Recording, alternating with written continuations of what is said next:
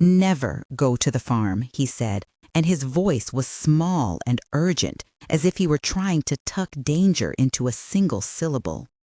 I promised him, because you promise the small things without imagining they could become burdens so heavy you cannot carry them home. After the funeral, I kept that promise in my pocket, like a coin I dared not spend, until the world insisted I use it.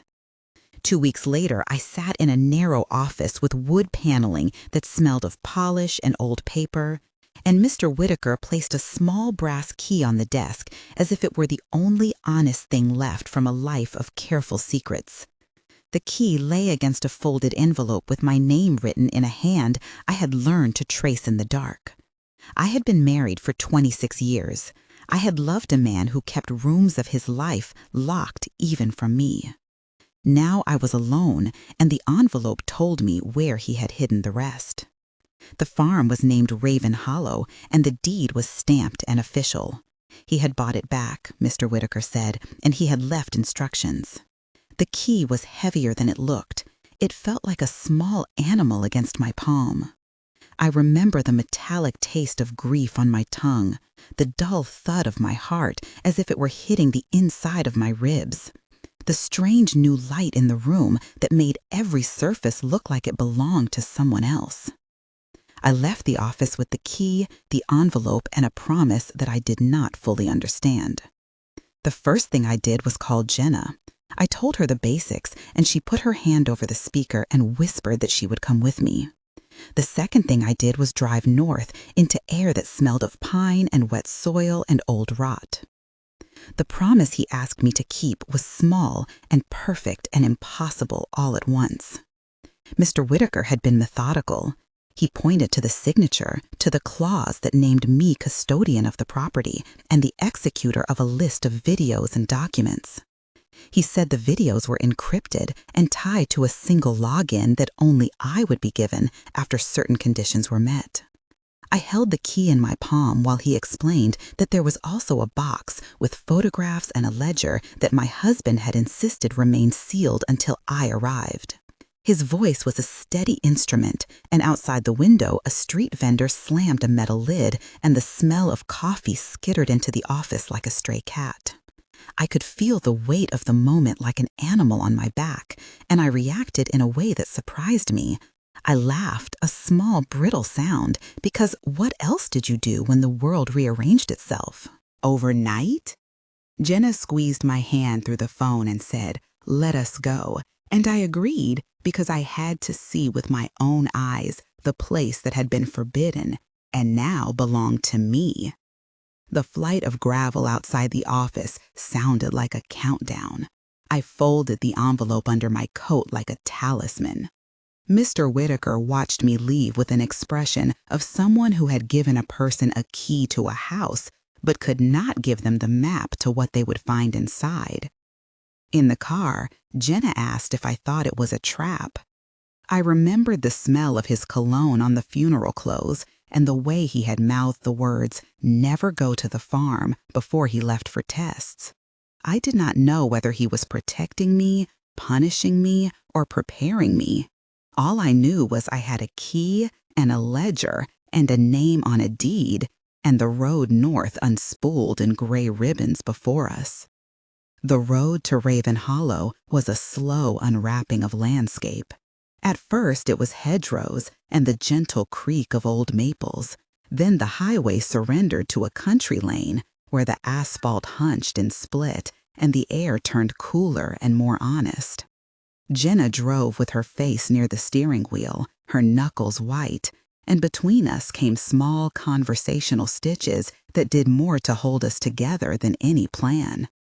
We drove past a grain elevator with paint peeled away like old scabs, past a church that leaned like a listening ear, past a row of metal barns whose roofs flashed like tarnished coins.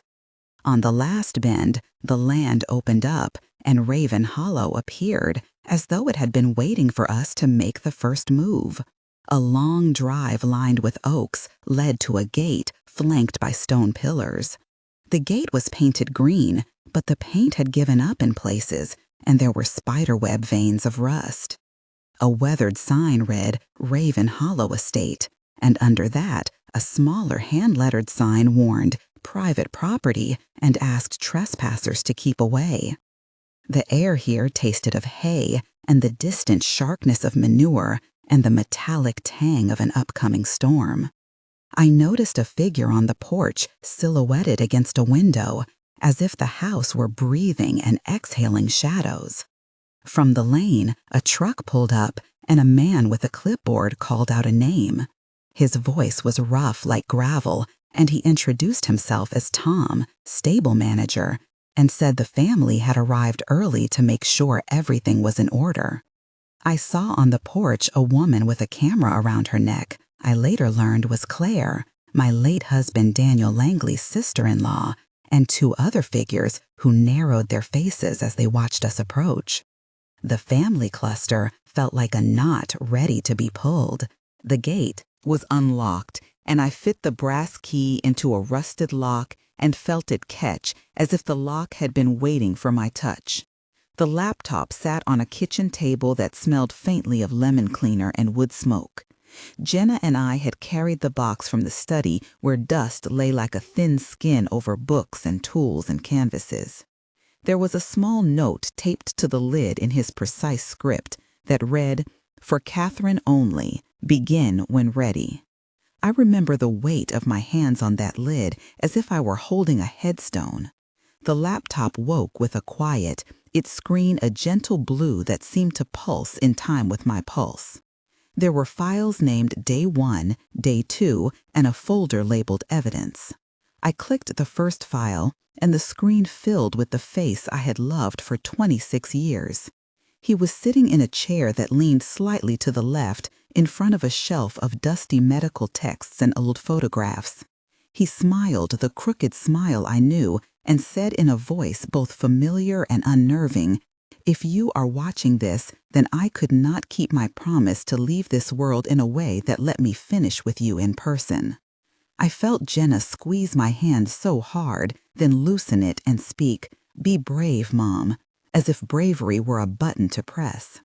The video was not merely a confession, it was an instruction manual dressed as a funeral address. He explained his diagnosis and then spoke of Raven Hollow and the reason he had bought it back and the warning he had whispered in the last days.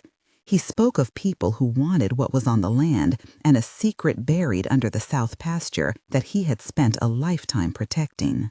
He said that if I followed the videos and did not sell, then I might know why he had been so secretive. The first video ended with a laugh that had no humor and a sentence that landed like a thrown stone. "If you open that south shed, wait for the light." The room felt as if it had tilted. The air smelled like old coffee and lemon and a pocket of fear that made the hairs along my forearms stand up. Jenna asked what the secret could be, and I told her I did not know, but that I intended to find out. If you were in my place, what would you do? Stay with the property or sell it now? Type in the comments, "I would stay or sell now," and tell me one reason why. I read every comment, and your voices help me decide small things in the days to come. If this story makes you curious, subscribe for updates, and I will read the most thoughtful answers in the next video. For now, come back with me to the laptop, because he left more than feelings, he left tasks. The second video was longer and colder. He wore a sweater too warm for the room, and his hands moved as he spoke, like someone marking invisible maps. He said explicitly that Raven Hollow had been in the family for generations and that there were rights and deeds and a small company interested in purchasing mineral rights under the land. He used the word extraction in the way people use the word harvest when they are trying to sound clinical about devastation. He narrated a history of disputes with men who valued the land only for what it could produce and who did not care that under the south pasture there was more than stone or well water. He showed a faded map and ran his finger along a line and said, "This is the seam, and this is where they wanted to put the drills." He told us to be careful because the people who once tried to take the land did not always play by legal rules. The video ended with him placing an envelope on the table and saying, "Keep this sealed until you meet with the lawyer." I kept thinking of small sounds that day, the hum of the laptop, the tick of an old clock, and the distant lowing of a cow. The videos were designed in sequence, like a scavenger hunt, where the pieces formed a puzzle only if you followed every instruction. He had been deliberate enough to make me the steward, but secretive enough that the contest began the moment I stepped across the threshold. The first sense I had after the videos finished was not triumph, but the strange feeling I had when visiting a house after a storm. You had survived, and the walls were both familiar and foreign. Before we could decide what to do, the family made their move. Daniel Langley, my late husband, had 2 brothers and a sister named Claire. There was Mark, his older brother, brusque with folded arms. There was Ellen, his younger sister, who wore a face like a closed book and an expression as if someone had put a stone in her mouth. And then there was Peter, a cousin who kept fidgeting with his ring. They arrived with a lawyer named Harold from a firm in the county seat and a sheriff deputy named Ruiz who said he was there to keep the peace. The air between us tasted suddenly metallic, as if someone had opened a rusty tin. The first words were practical. Who owns the keys? Who accessed the property? Questions asked like dissecting a bird. Mark stepped forward and said loudly, "This property belonged to the family, and the paperwork is messy," which meant he wanted to keep things messy and hopeful, and whoever could twist the mess held more power. Jenna introduced herself, and I watched how she looked at them with the kind of fierce pride. Patience that had become her armor. The deputy asked for identification and made notes on a pad. Claire said softly she had always loved this place, and she had photos to show that proved the farm was their history. Harold, the lawyer, said the deed named me and produced copies of recent transactions and tax statements. I listened and answered as if I were securing a boat at night in a storm. At one point, Ellen accused me of coming to stir trouble, and I answered, "I am here because he left me the key and the videos, and nothing else would explain it." There were 11 exchanges in that sitting where voices rose and fell, and the air grew thick with accusation and thin with pleading. The light through the kitchen window turned the dust into a small galaxy, and someone opened a bottle of water with a pop that sounded like the single gun of a firing line. The deputy said, "We will mediate," but no one promised us peace. Legal steps came next, and they felt as clinical as a surgeon taking a scalpel to the problem.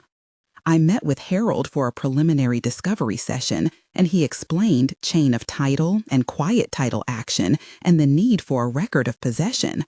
We filed a motion to secure the property and a temporary restraining order against any sale or transfer until disputes were resolved. The legal process required depositions, notarized affidavits, and a certified title search to map the ownership going back decades. In practical terms, this meant a series of filings with the county clerk, certified mailings to interested parties, and a hearing at which the judge could decide whether the status quo would be maintained while evidence was gathered.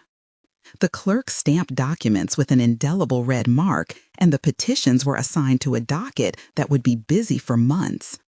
The law felt like a muscle that had to be exercised patiently and determinedly, and I learned that patience is not a virtue, but a tactical resource. While the law moved like a glacier, other things had to be done in parallel. Exploring Raven Hollow meant walking rooms that smelled of varnish and old paint and memories kept in jars. The house had a studio at the rear where my husband painted late into the night. Canvases leaned against the wall like quiet witnesses, and turpentine rose in the air with a sweet and choking edge. In the studio, I found names scratched into the floorboards and a battered easel with initials carved into its base. There was a stable beyond the field with horses that stamped their hooves in patient expectation, and a man named Tom who ran the stables with a steady hand and a soft voice. Rosa was the groundskeeper, and she brought us cups of tea that tasted of mint in the outdoors and told us the simple things about where he liked to sit in the morning and what seeds he planted in the small greenhouse. Dr. Singh, the geologist, arrived with a satchel of tools and a machine that hummed and displayed numbers that meant treasure to investors and danger to the land. I named the people who helped me because their presence made the place human. Jenna discovered a leather portfolio filled with sketches and letters. Tom found a rusted metal chest in the tack room with a lock that had been broken by time. And Rosa uncovered an old ledger in the root cellar with names and sums that did not add up on paper, but clearly meant something to him. The studio smelled of linseed oil and coffee grounds and an old scarf he wore when he worked. I remembered him standing at an easel late at night, the scent of woods on his coat, his breath shaping the air, and how he had once promised me a life hidden from the world so we could be free of it. The backstory of my life with Daniel unfolded like an old map. I had been a child of small towns whose father left when I was 11 and whose mother taught me to make things last. I studied art in a city that smelled of wet cement and cheap pizza. I met Daniel at a gallery opening where he spilled wine on my sleeve and apologized with a joke that made me blush. We married in a small ceremony with too many mismatched chairs and a priest who spoke long. For 26 years, we built a life with patient bricks. He worked as an engineer and kept a second life with canvases and the occasional trip to the country to breathe. When he fell ill, he hid the diagnosis, not to deceive, but to spare me worry. The truth was, he wanted to leave me something that was both refuge and weapon. Our daughter Jenna grew up quick and steady and is now a woman who asks more questions than she answers. There were moments of tenderness and a long winter when our savings dwindled and his hands shook and he refused to let me see how afraid he was. He told me once in the kitchen that secrets can be gifts if wrapped with care. I was skeptical then and skeptical now, but I knew he had been meticulous and secretive, and that the key in my pocket was the hinge on those secrets. The backstory is not a single narrative, but a texture made of small, ordinary things that explained why I came when he asked me to. It totaled nearly a lifetime in fragments and shaped the choices I would make. The south pasture was a wide bowl of grass and mud, and the sky was a stainless sheet ready to be pierced by rain. We followed the map he had shown in the video, and the marker led us to a line of birch trees that trembled. There was a shed there with a wind that smelled like wet iron. There was a shed there with a door wrapped in ivy and paint flaked like old sails. The first hand on the latch was mine and it shook. Inside the shed, the air was cold as if it had been cooled by secrets.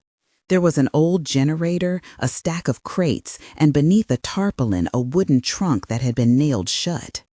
He had written on the lid, "Do not open until the light," which made no literal sense until a storm broke overhead and a slice of sunlight pierced the clouds and fell across the trunk like a question. We pried the trunk open and found documents wrapped in oilcloth and a thin metal canister marked seismic testing. There were notes about a seam, a sentence that read, "There is pressure under the pasture," and below that a list of names that tied local businessmen to a corporation named Meridian. A pile of photographs showed men in suits on the land 50 years earlier, placing stakes with flags. A torn letter suggested bribery, and a ledger showed payments that did not match the timeline on the deed. The discovery was a pivot, the evidence making it possible to convert grief into leverage. The room smelled of dust, old paper, and the faint chemical scent of preservation oil. Jenna touched a photograph, and the texture of the paper left an oily print on her fingertip. It felt like a fossil. At that moment, the farm ceased to be merely a place and insisted it had a history worth defending. I called Dr. Singh, who arrived with his gear and ran several non-invasive scans that were quick and technical and essential. The procedure involved ground-penetrating radar. The equipment sent electromagnetic pulses into the soil and recorded the echoes of layers below. The output produced a series of signatures that indicated voids and anomalies. Dr. Singh interpreted the readings and confirmed there were unnatural disturbances aligned with the seam indicated in Daniel's notes. He labeled the coordinates and added suggested safety buffers and recommended a full geotechnical survey to be carried out before any excavation or industrial activity could be permitted. The technical description of the survey noted differential readings consistent with man-made cavities and deposits that could be economically valuable to Meridian. We recorded the findings, and I felt the scale of what we held.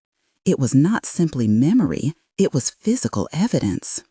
The legal strategy shifted from disputed ownership to preservation of potential public interest and environmental review. We sent certified letters, and the firm representing Meridian responded with bland denials and an attorney who used words like feasibility and interest. The courtroom would be narrower than the field, but our claim had teeth. The war room in the farmhouse was the kitchen table cleared of coffee cups and repurposed into a map line and evidence board. There were pens and string and photographs and a large typed list of names. I invited allies, and they came. Tom, the stable manager, offered to provide records of who had been on the property at various times. Rosa shared a ledger the workers kept that contained remarks about men visiting in trucks with logos matching Meridian. Dr. Singh printed the radar images and circled anomalies with a pen that left dark marks like wounds. Harold, the lawyer, set up a timeline that connected payments to permits that had been falsified. Claire surprised me by handing over letters she had found tucked in an old prayer book that hinted at conversations between local officials and Meridian executives. Jenna organized the digital files and created a secure cloud folder protected with a multi-factor authentication that she demonstrated with patient competence. We debated the order of operations.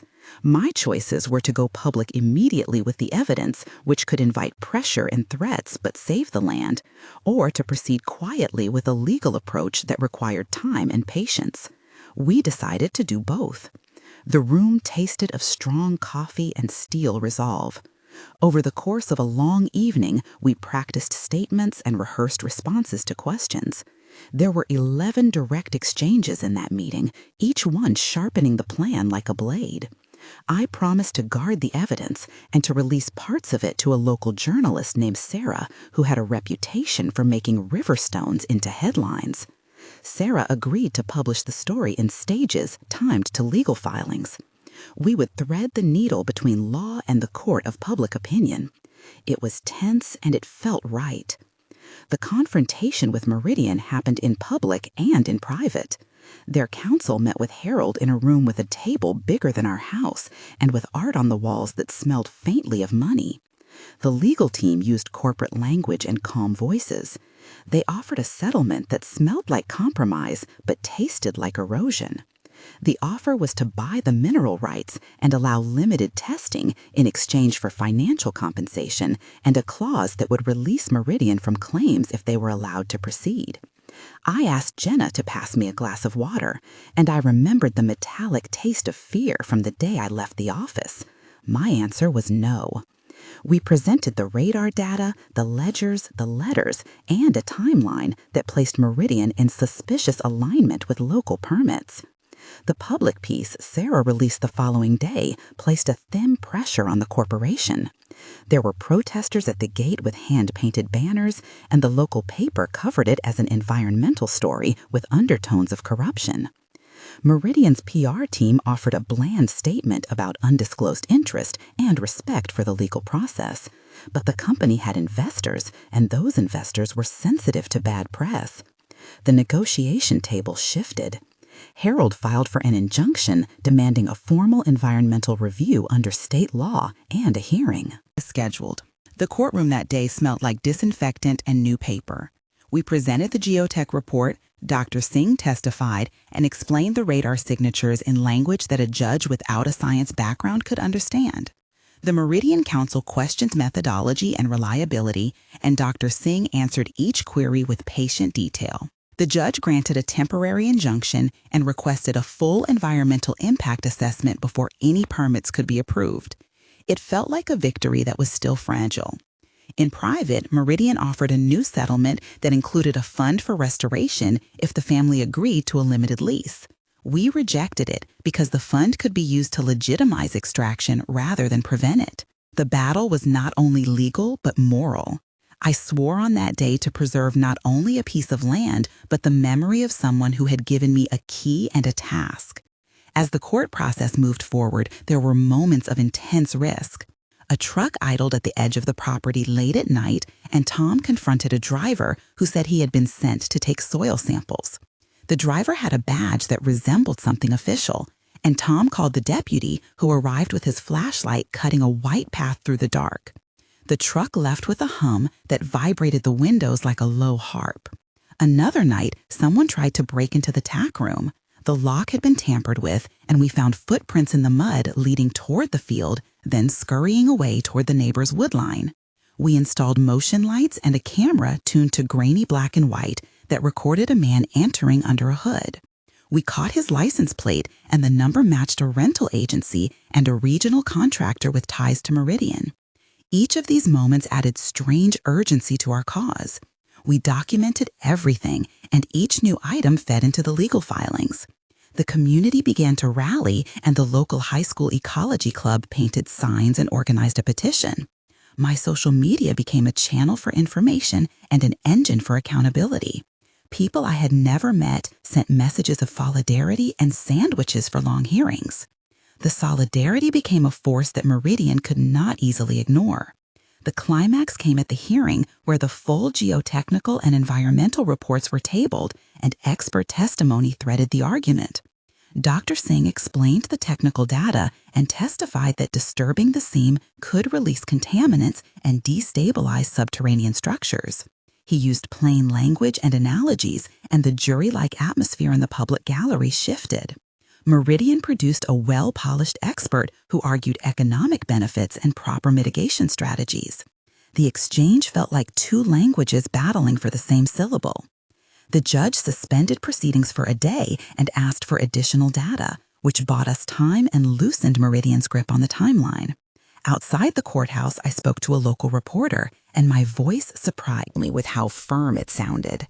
I told the story of the key and the videos, and the judge read parts of our filings aloud and asked pointed questions about the chain of custody of the evidence.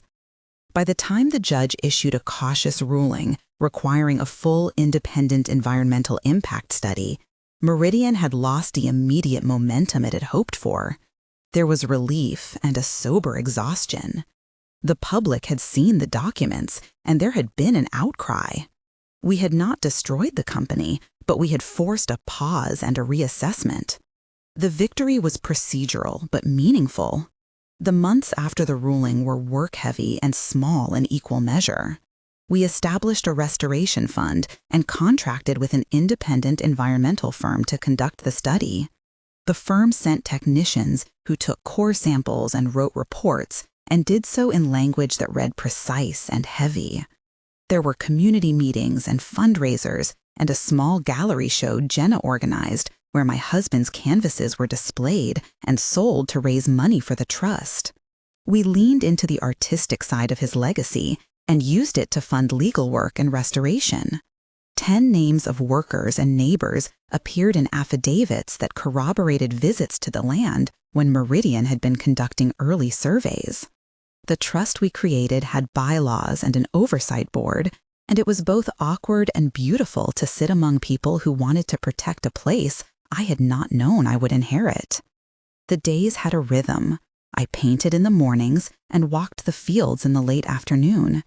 And sometimes at night I watched the videos alone because his voice made the house feel less empty. Ephemeral victories continued to mount in small ways that mattered. 1 month later, the independent environmental firm delivered initial findings that recommended further study and emphasized the need for a cautious approach. There was applause in our living room, and then quiet reflection. I wrote in a journal and noted down the color of the sky that morning and how the light fell on the easel where his last painting waited. The community had organized a cleanup, and the high school kids planted a strip of wildflowers along the lane that now looked less like a private club and more like a boundary that invited watchers. 3 months after the injunction, the full report suggested a moratorium on extraction pending a comprehensive mitigation plan, and the county commissioners scheduled a public forum. The turnout was bigger than we expected. People came with signs and stories and a hunger for process. Meridian softened its tone and asked for mediation, and the board of directors watched shareholders become restless. The studio hosted a small exhibit called Remembering Daniel, and every painting sold helped fund the legal escrow. 6 months from the first time I turned the key in the shed, the farm felt different. The trust had a charter, a modest endowment secured from local donors, and an agreement that established long-term stewardship plans with binding conservation easements. The easement would prevent future exploitation and bound the land to a purpose beyond profit. I walked the south pasture and felt the grass bend under my feet like the pages of a book closing. The seasons turned.